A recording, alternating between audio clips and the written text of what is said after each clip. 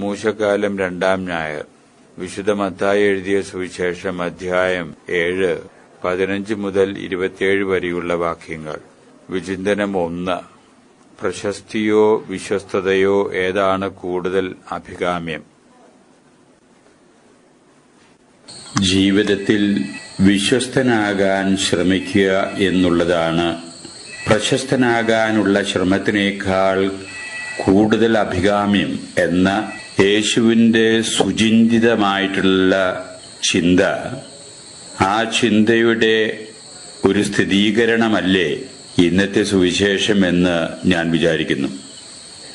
വ്യക്തികൾ ജനകീയനാകാനുള്ള പരിശ്രമത്തേക്കാൾ, പോപ്പുലറാകാനുള്ള ശ്രമത്തേക്കാൾ വിശ്വസനീയനാകാനുള്ള ശ്രമമാണ് അവന് കൂടുതൽ അഭികാമ്യം, ശ്രേഷ്ഠകരം എന്നതാണ് ആ നിലപാട്.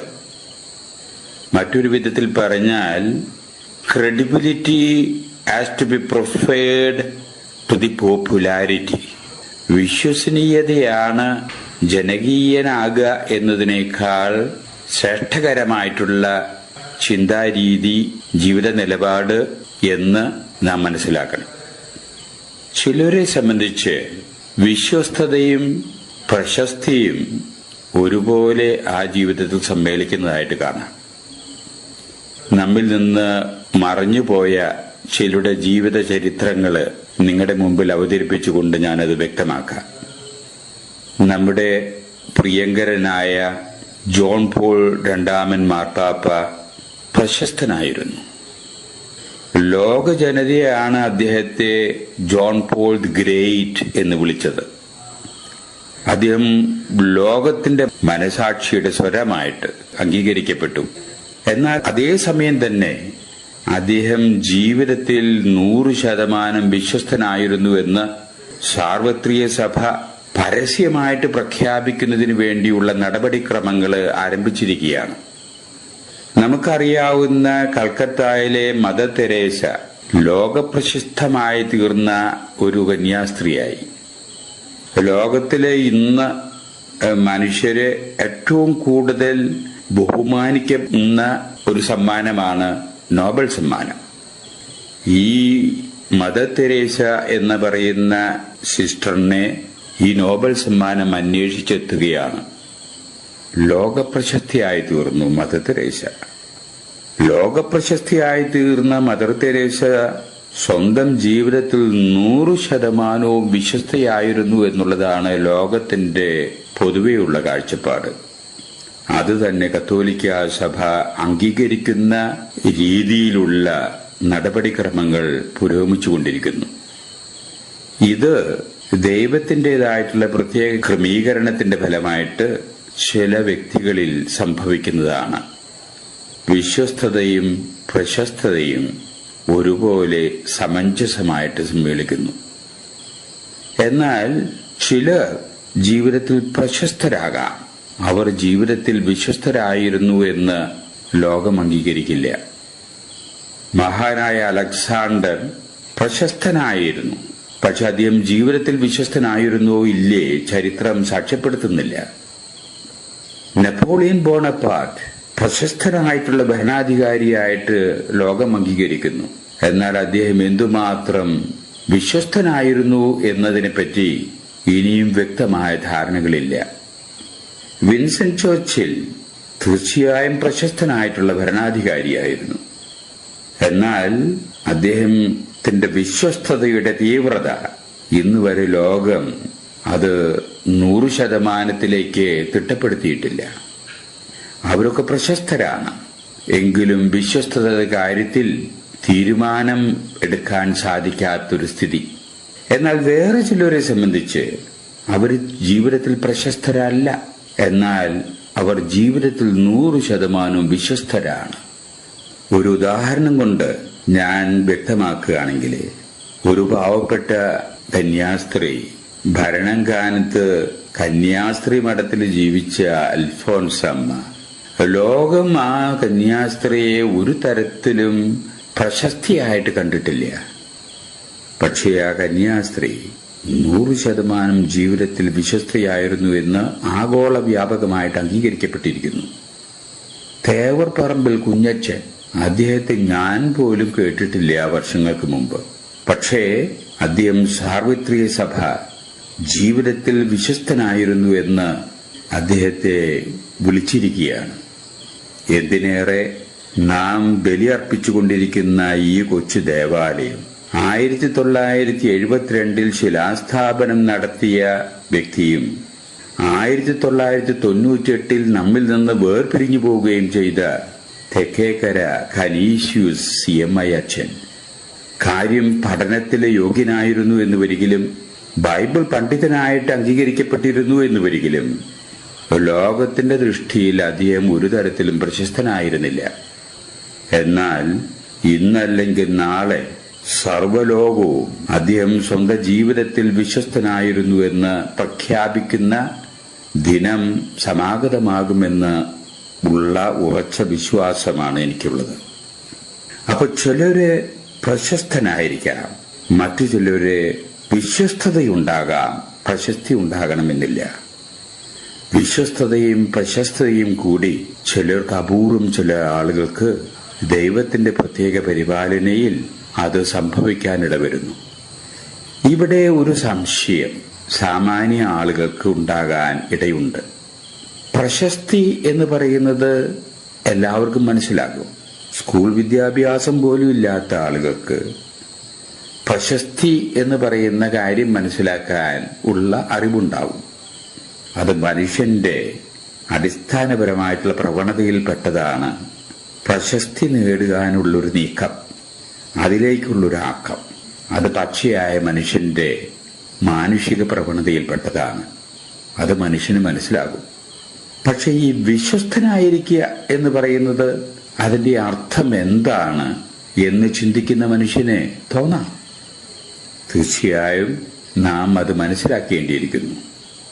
വിശ്വസ്തനാകുക എന്ന് പറഞ്ഞാൽ ആദ്യമായിട്ടും അധികമായിട്ടും ആ വ്യക്തി തന്നോട് തന്നെ വിശ്വസ്തത പുലർത്തണം എന്നുള്ളതാണ് ആദ്യമായിട്ട് നമ്മൾ ചിന്തിക്കേണ്ടത്. തന്നോട് തന്നെ വിശ്വസ്തത പുലർത്തുക എന്ന് പറഞ്ഞാൽ സ്വന്തം മനസാക്ഷിയോട് 100% വിശ്വസ്തനാകാൻ സാധിക്കുക. ഈ സ്വന്തം മനസാക്ഷിയോടുള്ള വിശ്വസ്തത പുലർത്താൻ സാധിക്കുന്ന ഒരു വ്യക്തിക്ക് മാത്രമേ അപരനോട് വേണ്ട വിശ്വസ്തത പുലർത്താൻ സാധിക്കുള്ളൂ എന്നുള്ളതാണ് സത്യം. മറ്റ് സാഹചര്യങ്ങളോട് വേണ്ട വിശ്വസ്തത പുലർത്താൻ സാധിക്കുള്ളൂ എന്നുള്ളതാണ് സത്യം. ഏറ്റെടുത്തിരിക്കുന്ന ഉത്തരവാദിത്തങ്ങള് വിശ്വസ്തതാപൂർവം നിർവഹിക്കാൻ ഇടവരുള്ളൂ എന്നുള്ളതാണ് സത്യം. അവനവനോട് തന്നെയുള്ള വിശ്വസ്തത പുലർത്താൻ ഒരു വ്യക്തിക്ക് സാധിക്കാത്ത നിലയ്ക്ക് അപരനോട് വിശ്വസ്തത പുലർത്താൻ സാധിക്കില്ല. അതുകൊണ്ട് വിശ്വസ്തതയുടെ രണ്ടാമത്തെ തലമാണ് അപരനോട്, സഹോദരങ്ങളോട്, ഇടപെടുന്ന മനുഷ്യരോട് വിശ്വസ്തത പുലർത്താൻ സാധിക്കുക എന്നുള്ളത്. അതിന് മൂന്നാമത്തെ ഒരു തലമുണ്ട്. ആ മൂന്നാമത്തെ തലമാണ് സർവശക്തനായ ദൈവത്തിനോട്, നമ്മുടെ സ്രഷ്ടാവായി അംഗീകരിക്കുന്ന ദൈവത്തിനോട് സൃഷ്ടികളായിട്ടുള്ള മനുഷ്യൻ പുലർത്തുന്ന വിശ്വസ്തത. ഇത് വിശ്വസ്തതയുടെ മൂന്നാമത്തെ തലമാണ്. ഇങ്ങനെ വിശ്വസ്തത സമഗ്രമായ രീതിയിൽ ജീവിതത്തിൽ പുലർത്താൻ ഇടവരുന്ന വ്യക്തികൾക്ക് ആ ജീവിതങ്ങളെ ധന്യമായി തീരുള്ളൂ എന്നുള്ളതാണ് യേശുവിന്റെ ദർശനം. ഈ ദർശനം നമ്മുടെ മുമ്പിലേക്ക് അവതരിപ്പിക്കാൻ വേണ്ടി ഇന്നത്തെ സുവിശേഷത്തിലൂടെ യേശു നമ്മുടെ മുമ്പിലേക്ക് കൊണ്ടുവരികയാണ്. ഫലത്തിൽ നിന്ന് വൃക്ഷത്തെ തിരിച്ചറിയാം. ലോകപ്രസിദ്ധമായിട്ടുള്ള ഒരു വാക്യമാണത്. നല്ല ഫലങ്ങൾ ഉണ്ടാകാൻ ഇടവരുന്നുണ്ടെങ്കിൽ അത് ഉണ്ടാക്കുന്ന വൃക്ഷം, അത് ഉൽപ്പാദിപ്പിക്കുന്ന വൃക്ഷം നല്ലതായിരിക്കും. ഇവിടെ യേശു മരത്തെ പറ്റിയുള്ള ശാസ്ത്രങ്ങൾ മനുഷ്യനോട് പറയുകയല്ല ഉദ്ദേശം. ഇവിടെ മരം എന്നുള്ളത് കൊണ്ട് മനുഷ്യനാകുന്ന വ്യക്തികളെയാണ് യേശു ഉദ്ദേശിക്കുന്നത്. അപ്പൊ മനുഷ്യൻ നന്നാകണം എന്ന് വരികിലേ അവന്റെ ഫലം നന്നാകണം. മനുഷ്യനെ സംബന്ധിച്ച് ഫലം എന്ന് പറയുന്നത് അവന്റെ ജീവിതമാണ്, ജീവിതത്തിന്റെ ആകെത്തുകയാണ്. അത് വാചകങ്ങളിൽ ഒതുങ്ങി നിൽക്കുന്നതല്ല. കർത്താവേ കർത്താവേ എന്ന് വിളിച്ചതുകൊണ്ട് കർത്താവിനോടുള്ള വിശ്വസ്തത പുലർത്തിയെന്ന് ധരിക്കാൻ സാധ്യമല്ലാതെ വരും. പുണ്യം പറഞ്ഞതുകൊണ്ട് പുണ്യാളനാകണമെന്നില്ല, നല്ലത് പറഞ്ഞതുകൊണ്ട് നല്ലവനാകണം എന്നില്ല. നല്ലവനാകണം എന്നുണ്ടെങ്കിൽ അത് ജീവിതത്തിലൂടെ അത് പ്രകാശിതമാക്കണം. ജീവിതത്തിന്റെ ആകെ തുക നോക്കുമ്പോൾ നന്മയുടേതായിട്ടുള്ള ഫലങ്ങള് പുറപ്പെടുവിക്കുവാൻ ആ വ്യക്തിക്ക് സാധിച്ചെങ്കിലേ ആ വ്യക്തി നല്ലതാവുള്ളൂ. എന്നാൽ നല്ലത് പറയുകയും യഥാർത്ഥത്തിൽ നല്ലവനാകാതിരിക്കുകയും ചെയ്താൽ അതൊരു തരം വേഷം കെട്ടാണ്, അത് കാപട്യമാണ്. അവരെ സൂക്ഷിക്കണമെന്നാണ് യേശു പറയുന്നത്. കാരണം അത് നല്ല പിള്ള ചമയ, ഒരു തരത്തിൽ പറഞ്ഞാൽ ആൾ ദൈവങ്ങളായിട്ട് രൂപാന്തരീകരണം പ്രാപിക്കുക. പക്ഷെ വ്യാജന്മാരാണ് ഉള്ളിൽ ഒരു ചെന്നായുടെ രൂപം അവരിൽ ദർശിക്കേണ്ടതുണ്ട്. അതുകൊണ്ട് അവരെ സൂക്ഷിക്കണം എന്നതാണ് യേശുവിന്റെ നിലപാട്. ഇങ്ങനെ നല്ലവനായി തീരാൻ വളരെയധികം ശ്രമകരമായിട്ടുള്ള പരിശ്രമത്തിന്റെ ഫലമായിട്ടേ അത് സാധ്യമാവുള്ളൂ. എന്നാൽ നല്ലതല്ലാതെയായി തീരാൻ പ്രത്യേകം പരിശ്രമങ്ങളൊന്നും ആവശ്യമില്ല. വളരെയേറെ ബുദ്ധിമുട്ടിയുള്ള പരിശ്രമത്തിന്റെ ഫലമായി അല്ലാതെ നന്മ വ്യക്തികളിൽ വളർത്തിയെടുക്കാൻ സാധ്യമല്ല. എന്നാൽ പ്രശസ്തി ആകസ്മികമായിട്ടും നൈമേഷികമായിട്ടും വ്യക്തികളിൽ വന്നുകൂടാ. അതേസമയം നന്മയുടെ പ്രതീകമായിട്ടുള്ള വിശ്വസ്തത ഒരു വ്യക്തിയിൽ ഉണ്ടാകണമെന്ന് വരികിൽ ശ്രമകരമായ രീതിയിൽ ഉള്ള ജീവിതത്തിന്റെ അടിസ്ഥാനത്തിലെ അത് ആ വ്യക്തിയിൽ രൂപീകൃതമാകുള്ളൂ. ഈ ലോകത്തിൽ ജീവിക്കുന്ന മനുഷ്യൻ ബുദ്ധിപൂർവം പ്രശസ്തിക്ക് വേണ്ടി പരിശ്രമിക്കുന്നു, പണസമ്പാദനത്തിന് വേണ്ടി പരിശ്രമിക്കുന്നു, അതുവഴി പ്രശസ്തിയും സ്ഥാനത്തിനും വേണ്ടി പരിശ്രമിക്കുന്നു. എന്നാൽ ഏതൊരു മനുഷ്യനും ഈ ലോകത്തിലുള്ള ജീവിതം പരിമിതമാണ്. എന്നാൽ നിത്യമായിട്ട് ജീവിക്കേണ്ട ലോകത്തിലുള്ള പ്രശസ്തിക്കും അവിടെയുള്ള സ്ഥാനത്തിനും അവിടെയുള്ള മഹത്വത്തിനും വേണ്ടിയുള്ള മനുഷ്യന്റെ പരിശ്രമം വളരെ വളരെ ഉപരിപ്ലവമായിട്ട് ആണ് സാധാരണ മനുഷ്യനെ സംബന്ധിച്ചിടത്തോളം നാം മനസ്സിലാക്കാനിടവരുന്നത്. എന്റെ ജീവിതവുമായിട്ട് ബന്ധപ്പെട്ടിട്ടുള്ള ഞാൻ പറഞ്ഞു കേട്ടിട്ടുള്ള ഒരു സംഭവകഥ ഞാൻ നിങ്ങളുമായിട്ട് പങ്കുവച്ചിട്ട് ഈ സുവിശേഷ ഭാഗത്തിന്റെ ഉള്ളിലേക്ക് നമുക്ക് കടന്നു വരാം എന്ന് ഞാൻ പ്രതീക്ഷിക്കുന്നു. ലോകപ്രസിദ്ധമായിട്ടുള്ള ഒരു നഗരമാണ് ന്യൂയോർക്ക് നഗരം. ലോകത്തിന്റെ തന്നെ സാമ്പത്തിക കേന്ദ്രമാണ് ന്യൂയോർക്ക് നഗരം എന്നാണ് പൊതുവെയുള്ള ചിന്ത. ഈ ന്യൂയോർക്ക് നഗരത്തിൽ തന്നെ വാണിജ്യ കേന്ദ്രത്തിന്റെ സ്ഥിരാകേന്ദ്രമായിട്ടുള്ളതാണ് മാൻഹാറ്റൻ എന്ന് പറയുന്ന കൗണ്ടി. ഇതിൽ താമസിക്കുന്ന ഒരു പരിഷ്കാരിയായിട്ടുള്ള കുലീനിയായിട്ട് ഉള്ള ഒരു സ്ത്രീ 40-40 വയസ്സ് തോന്നിക്കും. ഒരു ദിവസം ആ മാൻഹാറ്റനിൽ പ്രവർത്തിക്കുന്ന വലിയൊരു ബാങ്കിലേക്ക് കടന്നു ചെല്ലുകയാണ്. കടന്നു ചെന്ന് ആഗത ബാങ്കിലത്തെ അധികൃതരോട് പറയുന്നു, എനിക്ക് $5000 ലോൺ തരണം. ബാങ്കിലെ അധികാരികള് സ്ത്രീയെ പറ്റിയുള്ള ഐഡന്റിറ്റി രേഖകള് എല്ലാം ആവശ്യമുള്ള രേഖകളൊക്കെ ആവശ്യപ്പെടുന്നു. സ്ത്രീ അത് നൽകുന്നു. പരിശോധിച്ച് ബാങ്കിലത്തെ അധികാരികള് അതൊക്കെ ശരിയായിട്ടുള്ള രേഖകളാണ് എന്ന് ഉറപ്പുവരുത്തുന്നു. അതിനുശേഷം അധികാരികൾ പറയുന്നു, നിങ്ങൾക്ക് $5000 അനുവദിക്കുന്നതിന് ഞങ്ങൾക്ക് വിരോധമൊന്നുമില്ല. പക്ഷെ എന്താണ് നിങ്ങൾ ഈട് തരാൻ പോകുന്നത്? ഉടനെ തന്നെ ആ സ്ത്രീ തന്റെ വാനിറ്റി ബാഗിൽ തുറന്നുകൊണ്ട് ഒരു കീലെടുത്ത് ആ ബാങ്കിന്റെ അധികാരികളുടെ മുന്നിലേക്ക് നീട്ടുകയാണ്. അത് പരിശോധിച്ചപ്പോ റോൾസ് റോയ് കാറിന്റെ താക്കോലാണത്. നിങ്ങൾക്കറിയാമോ റോൾസ് റോയ് കാറ് ഏത് തരത്തിലുള്ളതാണെന്ന്? ഇന്ന് ലോകത്തിലെ വിപണിയിലുള്ള കാറുകളിൽ ഏറ്റവും കൂടുതൽ മുതൽ മുടക്കുള്ള കാർ ഇനത്തിൽപ്പെട്ടതാണ് റോൾസ് റോയ്സ് കാർ. അതിൽ കോടികളുടെ വില വരുന്ന കാറുകളുണ്ട്. അതാണ് ഏറ്റവും മുന്തിയ ഇനം കാറായിട്ട് ലോകം അംഗീകരിക്കുന്നത്. ഇംഗ്ലണ്ട് ബേസ്ഡ് ആയിട്ടുള്ള ഒരു കമ്പനിയാണത് ഉണ്ടാക്കുന്നത്. ഈ കാറിന്റെ പുതുപുത്തൻ കാറിന്റെ താക്കോലാണ് ഈടായിട്ട് കൊടുക്കുന്നത്. ഈ കാറിന് 1 കോടിയോളം രൂപ വില വരും. ഇവര് ഈ താക്കോല് പരിശോധിച്ചു. സ്ത്രീ പറയുന്നു, നിങ്ങൾക്ക് വേണമെങ്കിൽ കാർ പരിശോധിക്കാം, താഴെ ബേസ്മെന്റിൽ ഞാൻ കാറ് പാർക്ക് ചെയ്തിട്ടുണ്ട്. അതിനുള്ള അധികൃതര് സ്ത്രീയോടൊപ്പം കാർ പരിശോധിക്കുന്നതിന് വേണ്ടി ബേസ്മെന്റിലേക്ക് പോകുന്നു. പുതുപുത്തൻ കാറ് വെട്ടിത്തിളങ്ങുകയാണ്. അവര് അതിന്റെ രേഖകളൊക്കെ നോക്കിയപ്പോ അതൊക്കെ ഒറിജിനൽ രേഖകളാണ്, ശരിയായിട്ടുള്ള രേഖകളാണെന്ന് ഉറപ്പുവരുത്തി. അങ്ങനെ ലോൺ പാസാക്കി. സ്ത്രീയോട് ചോദിച്ചു, എന്തിനാണ് ഈ ലോൺ? സ്ത്രീ പറഞ്ഞു, ഞാൻ 2 ആഴ്ചയ്ക്ക് യൂറോപ്പിലേക്ക് പിക്നിക്കിന് വേണ്ടി പോകുകയാണ്. ഒരു യാത്ര, ഒരു ടൂറിന് വേണ്ടി പോകുക. ഓ, അവര് ലോൺ കൊടുത്തു. സ്ത്രീ പോവുകയും ചെയ്തു. ഈ 2 ആഴ്ചക്കാലം ബാങ്കിലെ അധികാരികള് ഈ സ്ത്രീയെ പറ്റി കൂടുതൽ പഠിച്ചു. പഠിച്ചപ്പോൾ മനസ്സിലായി, ഈ സ്ത്രീ സാക്ഷാൽ ഒരു കോടീശ്വരിയാണ്, ബില്യനയർ, വളരെ വലിയ സ്വത്തിന്റെ ഉടമയാണ്. ബാങ്കിലെ അധികാരികൾക്ക് അത്ഭുതം.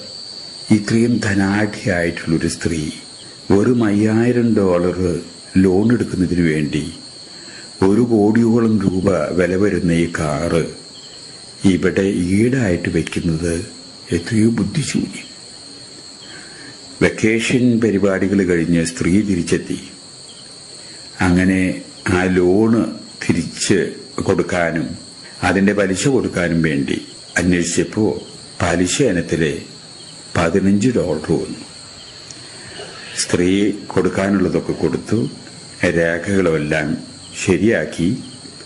അപ്പോൾ ബാങ്ക് അധികാരികള് സ്ത്രീയോട് ചോദിക്കുന്നു, മാഡം, നിങ്ങൾ ചെയ്തത് അല്പം ബുദ്ധിശൂന്യമായിട്ടുള്ള പ്രവൃത്തിയല്ലേ എന്ന് തോന്നുന്നു. $5000 വേണ്ടി 1 കോടിയോളം രൂപ വില വരുന്ന ഈ കാർ ആരെങ്കിലും പണയപ്പെടുത്തുവോ ഇവിടെ? ആ സ്ത്രീ അത് കേട്ട് മന്ദസ്മിതം തൂകിക്കൊണ്ട് തന്നെ പറയുകയാണ്, നിങ്ങൾക്കങ്ങനെ തോന്നാം, പക്ഷെ എനിക്കങ്ങനെ തോന്നുന്നില്ല.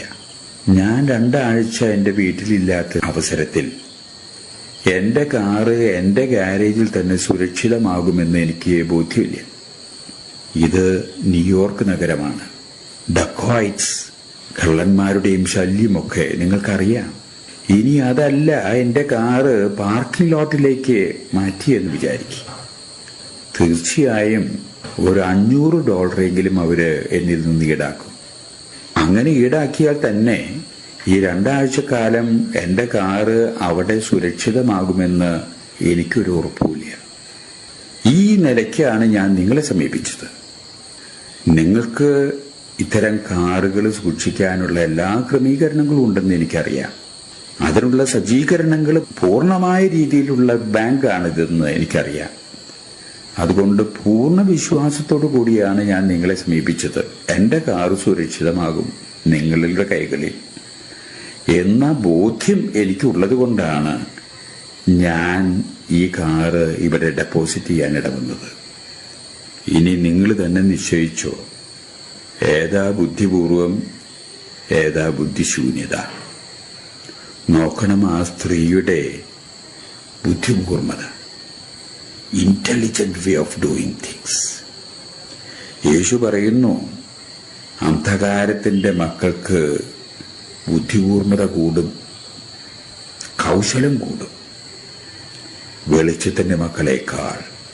യേശു നമ്മോടായിട്ട് പറയുന്നു, നിങ്ങൾ വെളിച്ചത്തിന്റെ മക്കളാണ്. നിങ്ങൾ വെളിച്ചത്തിന്റെ മക്കൾ എന്ന നിലയ്ക്ക് ഈ ലോകത്തിലെ നശ്വരമായിട്ടുള്ള ജീവിതത്തിലുള്ള പ്രശസ്തി നോക്കുന്നതിനേക്കാൾ നിങ്ങൾ അന്വേഷിക്കേണ്ടത് അനശ്വരമായിട്ടുള്ള പ്രശസ്തിക്ക്, നിത്യം ജീവിക്കുന്ന ലോകത്തിലുള്ള നിങ്ങളുടെ പ്രശസ്തിക്ക് വേണ്ടി നിങ്ങൾ അന്വേഷിക്കുകയും നിങ്ങളുടെ ഹൃദയം എവിടെയോ അവിടെയായിരിക്കും നിങ്ങളുടെ നിക്ഷേപം. നിങ്ങളുടെ ഹൃദയം എന്ന് പറഞ്ഞാൽ നിങ്ങൾ ഈ നിത്യം ജീവിക്കേണ്ട സ്ഥലത്തേക്ക് നിക്ഷേപം കരുതാൻ നിങ്ങൾ ശ്രമിക്കുവിൻ.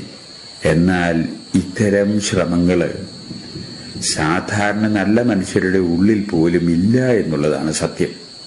നാം ദേവാലയത്തിൽ വരുന്നു, തിരുക്കർമ്മങ്ങളിൽ സംബന്ധിക്കുന്നു, അവിടെ പറയപ്പെടുന്ന ദൈവവചനത്തിന്റെ വ്യാഖ്യാനങ്ങൾ നമുക്കായിട്ട് നൽകപ്പെടുന്നു. നാം നിത്യമായിട്ട് ജീവിക്കേണ്ട സ്ഥലത്തേക്ക് ഇത് ഉപകരിപ്പിക്കത്തക്ക വിധത്തിലുള്ള മനന പ്രക്രിയയിലേക്ക് ഏർപ്പെടുന്നതിനും അതിന്റെ ഫലമായിട്ടുള്ള ജീവിത നവീകരണം വരുത്തുന്നതിനും വേണ്ടിയുള്ള പരിശ്രമം വളരെ വളരെ ഉപരിപ്ലവമായ രീതിയിൽ നടത്താൻ ഇടവരുന്നു. യേശു ഇതെല്ലാം കണക്കിലെടുത്തുകൊണ്ട് ഇന്നത്തെ സുവിശേഷത്തിന്റെ സന്ദേശമായി അനുയായികളായ നമ്മോട് നമുക്കായിട്ട് നൽകുന്ന സന്ദേശം ജീവിതത്തിൽ പ്രശസ്തനാകാൻ ശ്രമിക്കുന്നതിനേക്കാൾ ആത്യന്തികമായ വിശ്വസ്തത നിങ്ങളുടെ ജീവിതത്തിൽ പുലർത്താനുള്ള പരിശ്രമം നിങ്ങൾക്കുണ്ടായിരിക്കട്ടെ. വിശ്വസ്തത എന്ന് പറഞ്ഞാൽ അവനവനോട് തന്നെയുള്ള വിശ്വസ്തത, അപരനോടുള്ള വിശ്വസ്തത, ദൈവത്തിനോടുള്ള വിശ്വസ്തത. ഇങ്ങനെ പൂർണ്ണമായ രീതിയിൽ വിശ്വസ്തനാണെങ്കിൽ ആ മനുഷ്യൻ നല്ലവനാണ് എന്ന് നമുക്ക് പറയാം. പ്രശസ്തി അല്പം കുറഞ്ഞാലും വിശ്വസ്തതയാണ് കൂടുതൽ അഭികാമ്യം. അത് തന്നെയാണ് ശ്രേഷ്ഠകരം, അത് തന്നെയാണ് രക്ഷാകരവുമെന്ന് യേശു നമ്മളെ പഠിപ്പിക്കുന്നത്. നമുക്ക് ജീവിതത്തിൽ ഏറ്റുവാങ്ങാൻ ശ്രമിക്കാം.